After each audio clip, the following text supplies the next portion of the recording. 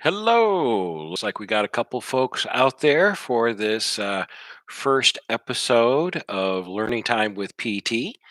As always, let me just ask and make sure you can hear my voice, those of you who are out there, and we'll wait a few minutes, do a little bit of intro, and then jump into basically the care and feeding of you and a Bible.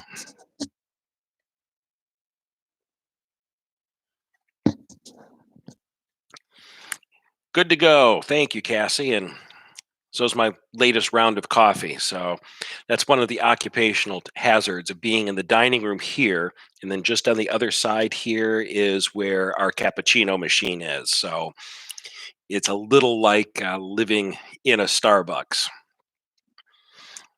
but that keeps me fueled. So, so yeah, this particular series was something that I've had requests for both as a Sunday school class in my time here, and uh, but also for this. And the timing seems right now that we have Mark on board and we've got the ability to do more with video learning. I think this is going to be a great venue to be able to do Bible studies and other types of classes, and rather than simply restricting them to an evening, because and people's schedules get filled up rather quickly. We're a congregation that is dispersed around Orlando, so oftentimes coming back for a class or something could involve a 30-40 minute drive. This may be a different opportunity and venue, plus being able to come into your workplace or your home at the noon hour while you're eating lunch is another neat way of doing this. I know the response to Pastor Mel and the chapter by chapter readings that are coming up seem to be really appreciated. So yeah, learn a little both of the basics of the faith, learn a little about the Bible and reading your way through Matthew, plus the prayer time. The noon hour, I think, is going to be an ongoing spot where we're going to continue with programming uh, indefinitely. I think it's a lot of fun. So good to see you too, Shelda. Um, so we'll continue moving ahead with these. So if there are other topics or ideas that you would like to see included in learning opportunities that we post online, because all of these will be recorded, so they'll go into a file folder in the YouTube channel. So at this rate, our YouTube channel is going to be packed with all types of offerings. So we're gonna have some fun with this. So yeah, I'm trying to think what else has been happening here. I got a stack of Bibles here. Oh, I've been having fun. Several of my high school classmates have been challenging each other to post our high school graduation picture. So about a half hour ago, I scanned my graduation picture from 1982 from Lely High School in Naples, Florida. So I might even post that. So, because right now it's only on my personal Facebook page, which most people don't have access to intentionally. But maybe I'll post that one on my Pastor Tom page just so you all can get a look at that. But finding good devotionals would be helpful. That would be fun. Because the one I've been using this morning in the mornings for coffee time, it's a really nice series, but it's also aimed at pastors. So some of the readings are by theologians that are, well, for someone who spent, you know, 48 years studying theology, Paul Tillett can seem really exciting to a few of us and dull and incomprehensible to others. So I'm somewhat selective in For All the Saints, but yeah, that would be a good one. There's quite a few out there, both in print and there's some great resources online. And that's one thing I'm going to do this morning is also talk about the online Bible resources that are out there. Well, hey, we're about 5 minutes in, and since this is a new program and it's the first one out, and it's also the Monday after Easter, where many of us are just kind of tired and taking a break. I noticed that this morning that we had about half the numbers of normal for coffee time. We'll just move ahead, and I'm going to kind of go over some things following a script of sorts. If you have been on our webpage, there is a document that I created um, called um, PT's Brief Overview of the Bible. And so I'm pulling elements off of that for to do somewhere between 3 to 5 sessions over the next few Mondays, just introducing people to the Bible itself. What is the book? How do you choose one? What are the different options, opportunities? Uh, why do some look different and sound different than others? And the awkward thing is going to be is I'm here at home, so my entire Bible library is back in my office, and to haul a dozen some Bibles from there to here is a little daunting. So I'm going to talk about a number of Bibles, and and throughout this, make use of the chat. I'm like I said, I'm going to kind of follow a few things here, but as questions come up, throw them up in the chat, because all this is, like I said, it's going to be recorded. And if you have a question, undoubtedly, when people watch this as later on their own, they will probably have many of the same questions. So looks like Mark has just thrown that up. PT's short guide to prayer. No, that's actually not the right one, Mark. This one is, let me look here. Oh, that's interesting. I'm getting a call from Miami right now that's going to have to wait. So I'm going to kill the sound.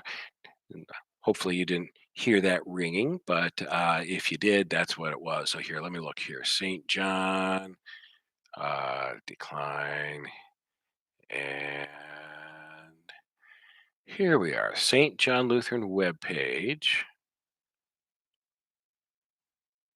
Oh, there it is. He's got it up now. So it's a overview of the Bible. Whoop. So menu. So you go to the church webpage. You select from the drop down menu media, and PT's Bible overview is the one you want to look for, and that'll probably encompass everything that I'm looking at doing. But at least this becomes a start for you. So let's brief overview of the Bible. Yes, that is it.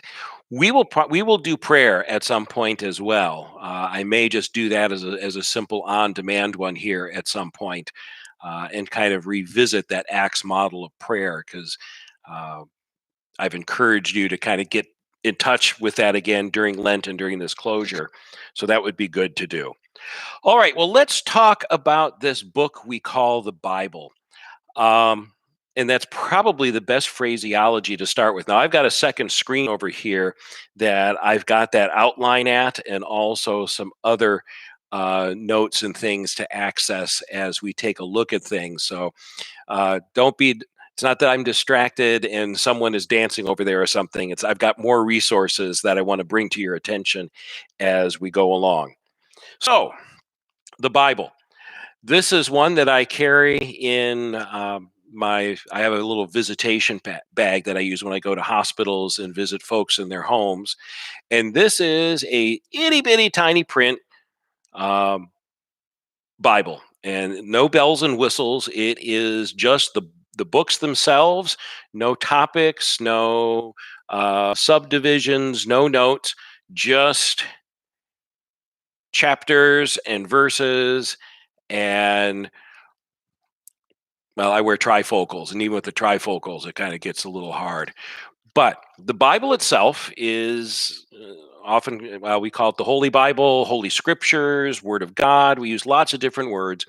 But the Bible is a collection of 66 books written roughly over about 1600 years from the oldest portion of it to the newest portion.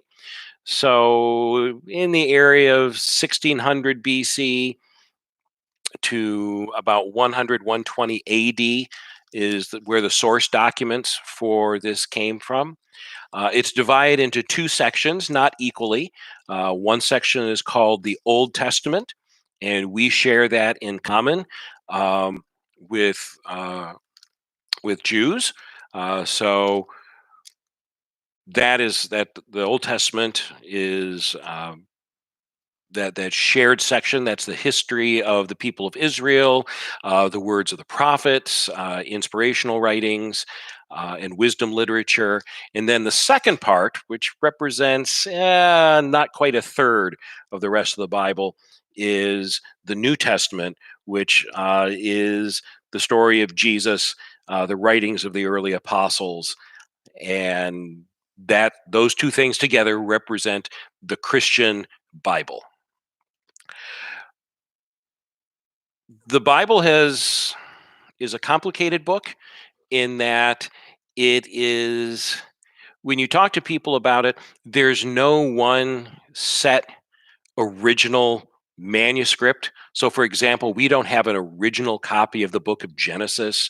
We don't have an original copy of Matthew's gospel.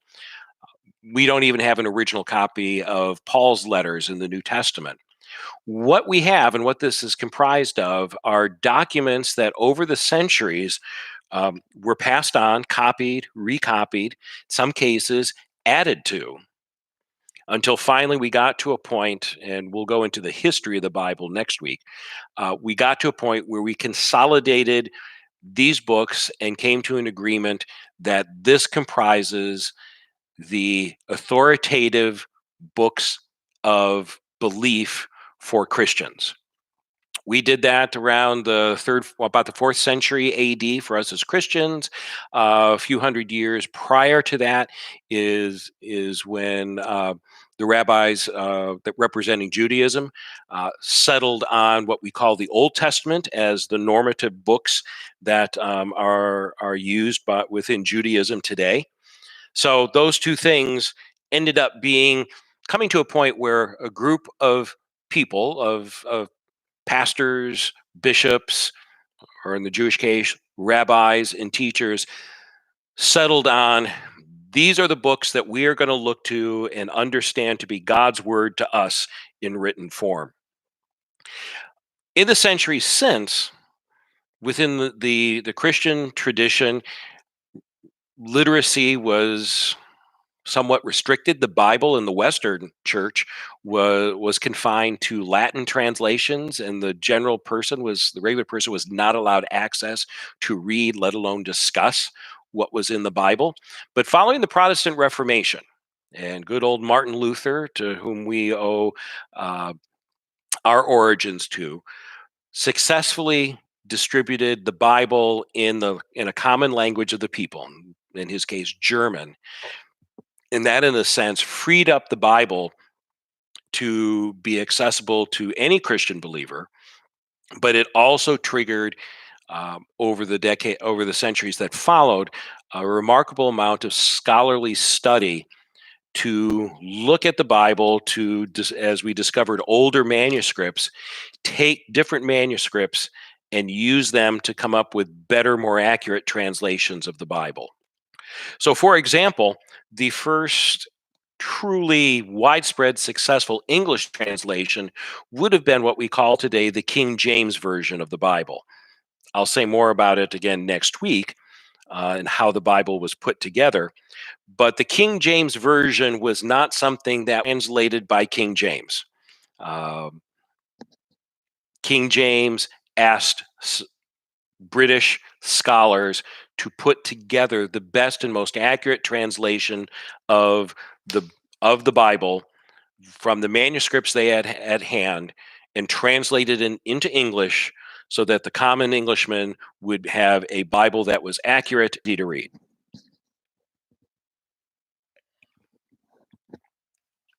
Now, looking back on it today, the level of schooling needed to understand the vocabulary of the king of a King James vocabulary, which is Shakespeare, is 12th grade high school.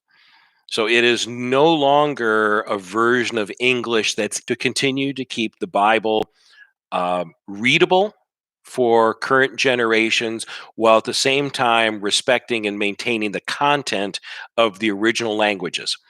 The Old Testament was written uh, almost exclusively in Hebrew, a variety of different dialects, but Hebrew, except for the book of Daniel. We do not have a Hebrew translation of the book of Daniel. We only have a Greek. We only have Greek versions of that. Hence, the common consensus is Daniel was probably the last book of the Old Testament that was written. It was not written during the time attributed to the person of Daniel um, in the book, but rather somewhere around 170 to 150 BC for its authorship. The New Testament, all done in Greek. So two different languages. Aramaic was the version of Hebrew that Jesus spoke, but none of the New Testament writings that we have are in Aramaic. They're all in Greek from everything that's been recovered. What that means for you when you're looking to choose a Bible is that history influences how the translators work to produce a manuscript. So now I'm getting a little bit of flashing here on my screen. So I'm going to go ahead and ask, is the video signal still coming through okay for everyone who's watching? I see Sheila's jumped in here. Is the video stream still good? With Carla streaming another meeting in the other room, I just want to be sure we're all still good there. All right. I'm not getting a response. Okay. Okay, still good. Okay, thank you. That's the fun of home broadcasting. Okay, what that means is if you compare, for example, a King James version of the Bible, the King James version of the Bible drew on about I think it may have even been as high as 700 different manuscripts. Now, that's not complete Bibles. That is 500 to 700 documents that ranged from complete complete translations of the Bible to just simply Old Testament to simply single books to fragments. 500 to 700 documents were used to translate the King James Bible in the early 1600s. And I don't have a copy of my New Revised Standard Bible, but this is a Bible I keep here at home. This was a graduation Bible that I got from my parents, and to send me off to college. So this is a Revised Standard Version. What we use now in our pews and print in our bulletins is the New Revised Standard Version. So the New Revised Standard Version draws on over 25,000 manuscripts to create the English translation that we have called the New Revised Standard Version. So 500 to 700 versus 25,000 plus. It is a tremendous difference as far as the accuracy and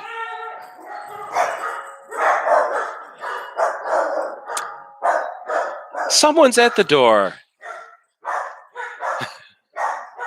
And the dogs have to say hello.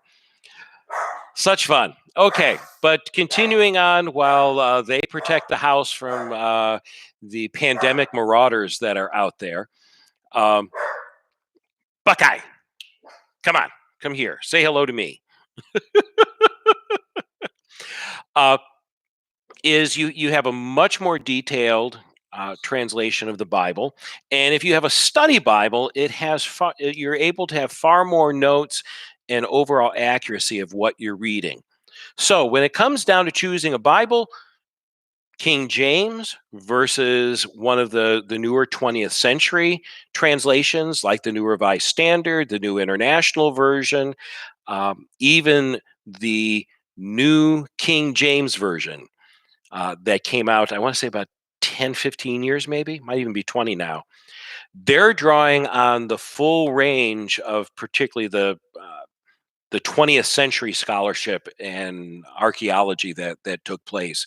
So it is much more accurate regarding the actual words and things that are being used in conveying the meaning in Scripture. So, first off, King James is nice, but King James is really difficult for any of us to read anymore. So, I don't really recommend the King James very often as a Bible to buy unless you're buying multiple Bibles. And quite honestly, I think having multiple Bibles is a good thing. That there's one Bible that's kind of your go to for Bible studies when you're coming to church and doing Bible studies like that, or coming online here for a Bible study. New Revised Standard Study Bible, hands down, is what I recommend. If and the New Revised Standard is written at about ninth, 10th grade comprehension level. New International Version, NIV, is written at an eighth grade comprehension level. And that's a solid translation too. I've got a couple NIVs and I've used that in the past. But NIV, New Revised Standard, probably your best bets for your main go-to Bible. King James Bible can be a lovely devotional Bible where you are reading it for personal enjoyment, meditation, prayer, just because it has the majestic language that goes with it. I mean, um, the Lord is my shepherd, I shall not want. He maketh me to lie down in green pastures. It sounds majestic and comforting all at the same time. 20th century language, the Lord is my shepherd, I shall not want. He makes me lie down in green fields. Yeah, it's right. It just doesn't have that flair, but it is more accurate. So that would be my thought number one in purchasing a Bible is be prepared to buy more than one. One's a workhorse, one is more for devotions and other things. So if you happen to have my uh, Bible study guide there, page 4 starts with the different print Bibles you can choose from. One of the so there's several different ones that I recommend, and let me highlight those that I do have handy. Now, the Lutheran Study Bible. Now, this is important. There are two different Bibles out there that go by the name Lutheran Study Bible. You want the one from Augsburg Fortress. You do not want the one from Concordia Publishing. And let me just explain that with a little bit of a caveat. The Lutheran Study Bible by Augsburg Fortress, that comes from our publishing house, which is the Evangelical Lutheran Church in America. Nice ecumenical group of Bible scholars that draws on the study notes from the ecumenical study team that did the New Revised Standard Version. The study notes are keyed into our Lutheran heritage. They're very nicely done. The Concordia Lutheran Study Bible also draws on the New Revised Standard. However, it also is done from the perspective of the Lutheran Church Missouri Synod. So as you read through their study notes, there are going to be some things that will seem to be a disconnect that reflects our denominational histories and backgrounds. So, for example, the Lutheran Study Bible by Augsburg will have a discussion about where Paul says women should not teach men or have authority over men. It will talk about the cultural context. It will also make mention that many Christian congregations or denominations today now allow women pastors. The Concordia Study Bible will tell you that women should not be pastors, and those that engage in such things imperil the eternal soul of all those who listen to such opinions. There are several things that within the ELCA we open up to freedom of interpretation, or we have understood that through study and prayer that some things are more culturally bound and not necessarily still binding today. So, Lutheran Study Bible by Augsburg, which is a blue cover versus a white and red cover with Concordia, that would be a caveat. Now, with that being said, the Concordia Study Bible is very well done in the sense I like their Luther notes and quotes from Luther better than the Augsburg one. So for a Luther scholar, it's really nice. On the other hand, there are just some things that are going to get um, a little more problematic. So there's that caveat. One that I like and I'm terribly disappointed is not in print anymore is this one here called the Learning Bible. This was done in what was called the Contemporary English Version, CEV. But what I thought was so neat is I was a huge Trivial Pursuit nut, and I think we still have about 4 or 5 different versions of the board games. This, when it was printed in the 1990s, keyed off of the Trivial Pursuit craze. And if you look here at the bottom, all the study notes were keyed to these different colors that pretty much corresponded to Trivial Pursuit. So you had different categories of study notes that would have these different colored notes there for, let's see, what is it? Objects and plants, geography, people and nations, history and culture, ideas and concepts. And so when you opened up the Bible, like here, you had great color illustrations. And I used this as a confirmation Bible for years, from the mid 1990s on through about 2000, early 2000s, when sadly it was discontinued by the American Bible Society. But if you look here, you see how the notes are all color coded.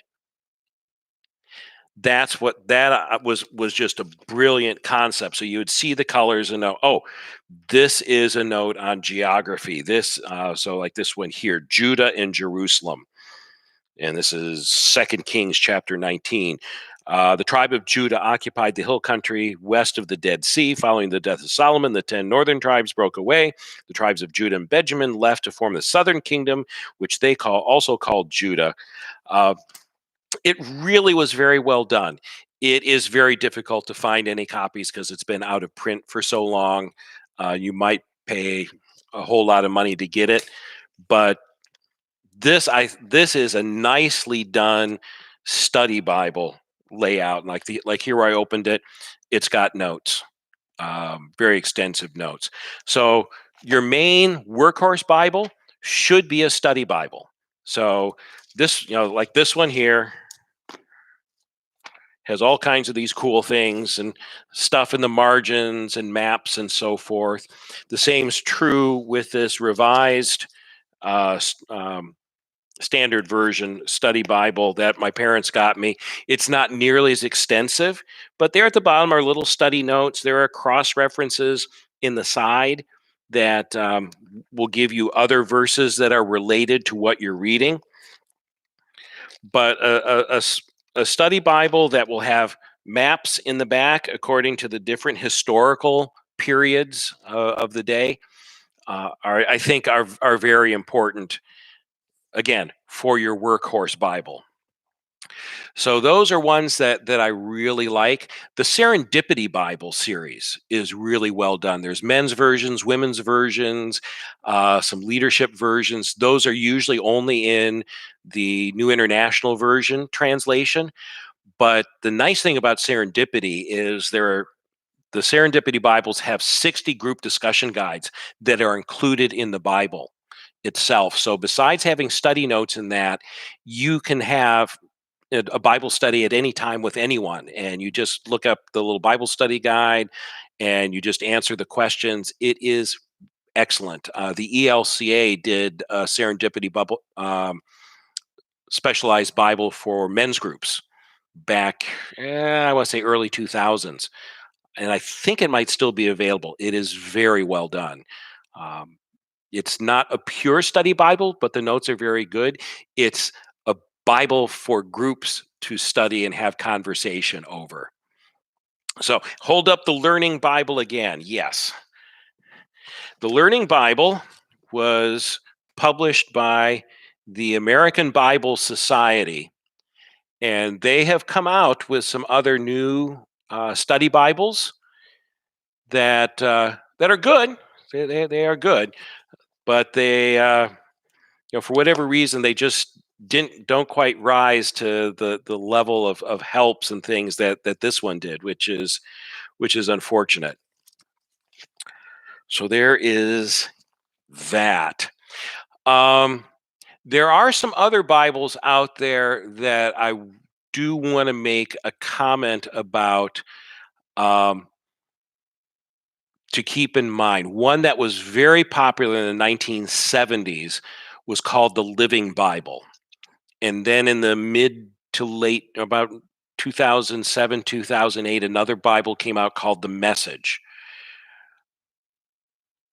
I like the Message. I never really cared for the Living Bible, but then the thing to keep in mind with both is neither one is a Bible translation. Both these Bibles are paraphrases. And by that, I mean it's not an exact translation from the Hebrew or the Greek into English. And when you're doing a paraphrase, you're bringing in slang, you're bringing in um, common idioms of the day. So if you read the Living Bible, it if you didn't live if you weren't like an adult in the 70s, there's going to be parts that are just going to seem weird, and there's parts that just simply aren't going to be accurate. And the same is true for the Message. The Message is written in a particular English dialect and lingo. I like the Message for preaching sometimes, because I think it kind of drives home some concepts. But both are lousy to use for a Bible study, because you'll just go way off because the words simply don't match up. They're nice to have as devotional ones. For getting into the actual text of the Bible, not so much. All right, let me look at just a couple other comments here. So when you go to find a print Bible, digital Bibles, let's do that. While there's all kinds of different print Bibles, and I highly, highly recommend you get a couple print Bibles to have on your own, I have to honestly say most of the Bible work that I do anymore is not with a paper Bible. It's with a digital Bible program of some type. Um, there's some seminary grade ones that I've used, Logos, which has commentaries and in-depth Hebrew and Greek, and it's a seminary library on your laptop. While it's great for us pastor people, for what you want to do, not so much. Which is why one thing I recommend is this. It is called Bible Gateway, and you can access it as a web page, or you can get it as an app for any mobile device. And Bible Gateway is produced by the Zondervan Corporation. And Zondervan holds a huge number of copyrights for different Bible translations. And what they've done here is absolutely wonderful. At the top, you've got a place where you can enter keywords, a Bible passage, or a topic, and then you can also specify a Bible translation. So right now, it's up on the New International Version. But if I hit the drop-down menu, look at that. It has somewhere in the neighborhood of about 50 different English translations and multiple translations in other languages. So just in scrolling through here, there is Russian, Bulgarian, Chinese, 5 different German translations. Um, Farther down here, well, that's going to be at least 20 different Spanish, Korean, Greek, Hebrew, Magyar, Hungarian, Icelandic, Japanese, you name it, it's here.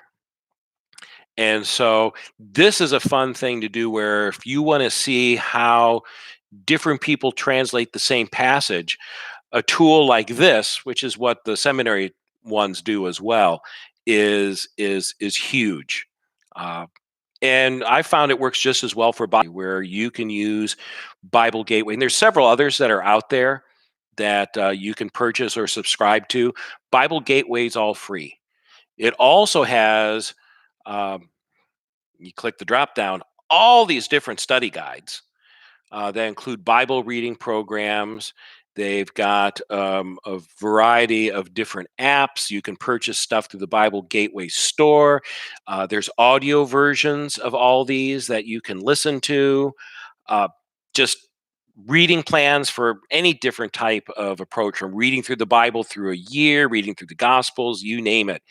Um, so, highly, highly recommend exploring the online resources. I have a few there, but hands down, my favorite's Bible Gateway. I probably use that more than I do my seminary uh, program anymore.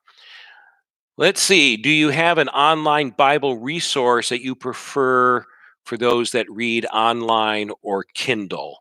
That was from Mark. Again, probably Bible Gateway. Kindle probably has some study Bibles online. I would have to check that.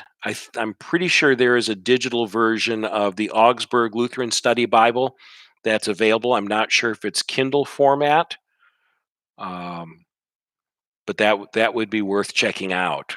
Uh, but like I said, Bible Gateway comes both as an app and directly on a web page. There's more resources than you could possibly imagine. The one thing that Bible Gateway doesn't do, where if you have an app or you've paid for a Bible study resource, is note taking. So one of the things I would urge you with your print Bibles is do not be afraid to mark them up. Highlight favorite verses, write questions in the margins, circle stuff that you find is inspirational. Christians have had there was a time that marking up a Bible would seem like blasphemy. Most folks who really use their Bible as a daily companion mark in there to remind them of different things. It's not disrespectful, but rather, if you wear out a Bible, that means you've used it. So, mine has a dedication from mom and dad in the front, from when I went off to college. And this is the one I used for my religion classes when I first started out. So those are some things that I would encourage. We've gone about our half hour, a little bit over. So I'm going to stop it there. We'll pick up more next week as we talk about how the Bible was put together, but we'll follow up on this conversation. Go on to Amazon and take a look at some of the Bibles there. If you have questions about anything, what do I think of a particular one? Shoot me an email and I'll give you my 2 cents. But picking out a Bible is fun. It's a journey into studying the book itself and encountering the God who loves you and who is telling his story through it. All right. Well, with that being said, that is episode 1 of Learning Time with PT. So come back next week for learning about the Bible, part 2.